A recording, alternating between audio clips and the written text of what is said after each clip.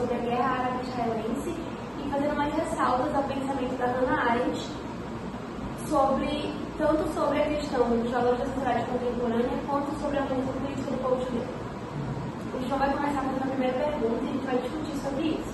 Oi, gente, eu sou João Vitor e o primeiro tópico que eu gostaria de discutir era sobre como os valores têm sido deturpados por conta da guerra e como isso tem influenciado a violência, porque a guerra em si, como os grandes mortes que na região da Gaza, isso eu queria discutir, primeiramente. Então, eu acho que a Hannah Arendt fala no livro dela, né, no capítulo Valores da Sociedade Contemporânea, que há uma tentativa de se refugiar no passado, num passado, seja ele glorioso, seja ele traumático para o povo, mas há uma tentativa de se refugiar no passado e que isso reverbere nos valores no presente. E ela fala que isso é imensamente prejudicial, porque os valores intensos do passado não podem servir como base para ter um valor intenso no presente, porque eles são subjetivos, são diferentes, não tem um melhor que o outro. E eu acredito que há muito, por parte de Israel em especial, essa tentativa de se refugiar nos valores do povo do passado e continuar colocando eles no presente sem fazer nenhuma adaptação deles. Mas eu acho também que a Hannah ela fala nesse capítulo que esse não é um motivo unilateral, não é esse o motivo da crise dos valores.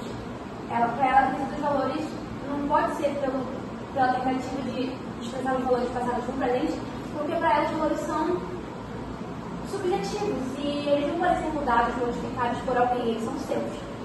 Mas, nesse ponto, eu não sei se eu concordo muito com ela. Não sei o que você acha sobre.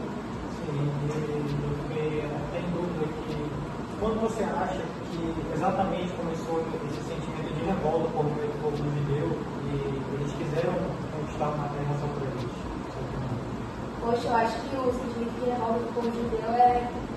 Revolta dele, vai desde a época da Idade Média, talvez até antes de Cristo, com bem certeza. antigo, com certeza, Sim. antes de Cristo. E não que eu ache... Eu também não me acho no lugar de achar algo de um povo que eu não faço parte. Mas eu não acho errado o sentido de revolta. Eu só acho que os valores, se a gente for trazer para a Hannah Arendt, os valores estão desconexos com o presente, entendeu? Entendi. Me deu uma dúvida até que interessante agora, que você acha que os direitos que os judeus eles têm reivindicado, desde principalmente na Segunda Guerra, né? Eles são algo benéfico, principalmente tendo em vista que atualmente na jurisprudência do STF considera-se que o racismo tem o mesmo nível do antissemitismo, do ódio contra os judeus. Então você acha que isso é uma evolução para a sociedade? Nossa, eu acho que qualquer busca por direitos é uma evolução para a sociedade. E clamar direitos é benéfico. E poder clamar direitos é benéfico. Exato. E você acha que ainda tem que ter um avanço ainda mais para poder reconhecer os valores do judeu na sociedade? Ah, com certeza. Com certeza. Eu acho que o antissemitismo já é muito presente, apesar de estar mais disfarçado agora. Não dá para comparar o antissemitismo de uma época que ele era explícito e jogado na cara com o antissemitismo de agora, que ele não existe. Mas falando sobre direitos do povo judeu, eu tenho uma pergunta sobre a organização política dele. Quando que você acha que a organização política do povo judeu, que começou como algo tão benéfico para eles, se tornou esse emaranhado de guerra, sabe? Se tornou sinônimo desse emaranhado de guerras? Bem, pegando o contexto da Arendt, né, como a gente sabe, ela era uma estrutura dia e já indicava que os judeus deveriam ter o seu direito, né? E isso foi muito exemplificado no pós-guerra, em que eles sim buscavam seus direitos por meio da criação do Estado de Israel. E acredito que eles se organizaram bem, né? É uma causa boa, querendo ou não. O problema realmente é a questão do extremismo, que a gente sabe que tem tanto do lado de Israel quanto do lado da Palestina, certo? questão do grande número de mortes na faixa de Gaza e até mesmo a guerra está sendo reverberada até hoje, é algo que realmente me deixa muito triste e eu acredito que deixa a gente nessa população chateada, né? Porque querendo ou não, nós queremos a resolução do conflito que vai quase para um século, querendo ou não, de duração. Mas você acha que teve alguma mudança de perspectiva, de valores, de sentimento entre eles se organizando militarmente nos campos de concentração e a organização militar deles atual? Você acha que foi uma mudança de valores, de perspectiva, de sentimento que foi resultado por isso? Você acha que teve algum outro país responsável por isso ou algo do tipo? Eu acredito que realmente eles tinham esse momento de revolta, mas principalmente após que alguns pensadores extremistas colocaram na cabeça deles que não, eles têm que conquistar tudo e tal, tem que ser tudo nosso. Partindo principalmente, algo parecido com o que aconteceu no movimento negro, né? Que eles tinham o pensamento do Martin Luther King, que reivindicava os direitos negros, e nós temos o pensamento de Malcolm X, que ele tinha um pensamento mais supremacista em relação ao negro.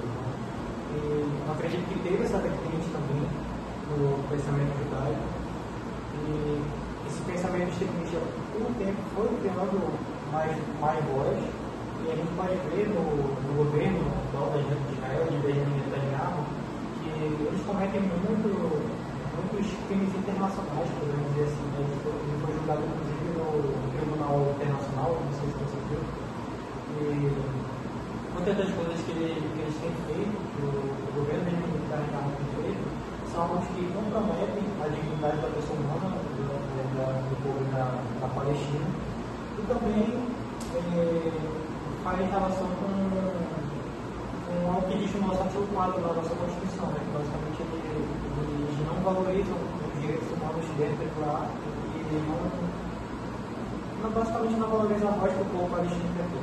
Mas eu acho que o pensamento extremista é comum de todo e qualquer movimento, né? Exato. Até porque, caraca, não sei, em face de tantos desafios, eu acho que é normal surgir um extremismo, mas você acha que ele, tomou conta do movimento de Israel? Eu acredito que tomando em conta o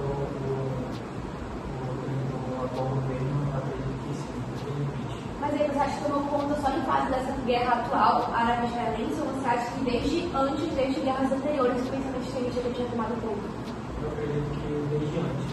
E as tentativas que nós tivemos de conseguir uma solução de paz, né? Que a gente viu depois da Segunda Guerra, o governo britânico, o governo anteriores americanos, infelizmente não conseguiram justamente por conta desse extremismo, né? Mas, pode falar. E vem até uma dúvida interessante, eu gostaria de, se você pudesse comentar um pouco, como a gente pode resolver esse conflito? Tem alguma solução para esse conflito ou é uma solução, uma questão que não tem solução? Então, eu acho legal, mas antes disso, eu tenho uma pergunta. Você falou dos governos americanos, você acha que os Estados Unidos não tem nada a ver com a exposição desse extremismo? Basicamente, na minha opinião, o governo americano, querendo ou não, ele se beneficia um pouco dessa guerra, porque ele quer ter o controle do Oriente Médio, né? Por conta do petróleo, querendo ou não. A gente vê que, independente de governança, eles acabam preferindo sempre a visão de Israel, não tendo observância da visão palestina. Isso não fala só dos Estados Unidos, também se aplica na União Europeia, que muitas vezes eles não dão a visão necessária que esse povo conhece. Eu acho que os Estados Unidos também, voltando para a questão disso, e ele ser o maior apoiador, ele é permeado pela guerra, né? A guerra movimenta os Estados Unidos, não só ideologicamente, mas também monetariamente. E aí, ele sendo o maior apoiador de Israel, ele vai ter sempre uma visão bélica, porque é a velocidade que movimenta o Estado. Então, para finalizar, na sua opinião, quais são a importância dos escritos da área, principalmente dos escritos judaicos, para a nossa sociedade contemporânea? Eu acho que olhar a opinião da Hannah Arendt, a visão dela como filósofa, como judia, é muito importante porque ajuda literalmente nisso, a não olhar o povo como o máximo herói ou como o pior inimigo, a olhar o povo como ele é, como um povo, entendeu? Com seus erros, com suas falhas, com seus acertos, com as suas necessidades que são compreensíveis, e olhar o povo como um povo. Exato. Na minha visão, os escritos de Hannah Arendt mostram justamente o ponto de partida do povo judeu, que não sofreu muito durante a Segunda Guerra, sofreu muito durante toda a história. Né? A gente pega na Idade Antiga, que tinha tanta guerra, com relação ao Império Romano, o povo judeu sofreu muito com ele. A gente vê que os valores defendidos por Hannah Arendt podem ser vistos alguns na nossa Constituição. O princípio da dignidade da pessoa humana, o princípio da cidadania, né, porque o povo judeu buscou também ter um representante político, né, e também com relação a relações internacionais. A guerra Israel-Palestina é realmente uma aula para a gente de relações internacionais e todo a história. Vai durar quase 100 anos, se deixar assim. Então, você tem mais algo para completar? Um comentário? Eu não. Muito obrigada. Muito obrigado também. Só tenho a agradecer por ter essa oportunidade, né, de fazer um comentário que a gente enriquece muito o nosso conhecimento, a gente está no todo período e permite que a gente possa ser um grande operador do direito no futuro. Então, muito obrigado. Eu espero que vocês tenham gostado do nosso podcast. Foi curtinho, mas eu acho que a gente conseguiu expressar algumas das nossas ideias. É isso, muito obrigado. Tchau. Boa tarde, gente. Meu nome é Hannah. Eu vou falar um pouco sobre os valores da sociedade contemporânea e a organização política do povo judeu.